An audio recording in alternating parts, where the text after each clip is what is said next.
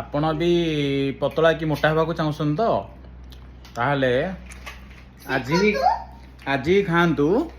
ଖାଇସାରିଲା ପରେ ଏଇଟା କ'ଣ କହୁଛୁ ଲେଜ୍ ବୁଲଉନୁ ଟିକେ ଉଲ୍ଟା କାହିଁ ଧରୁଛୁ ଯଦି ମୋଟା ହବାକୁ ଚାହୁଁଛନ୍ତି କି ପତଳା ହେବାକୁ ବି ଚାହୁଁଛନ୍ତି ତାହେଲେ ଫଲୋ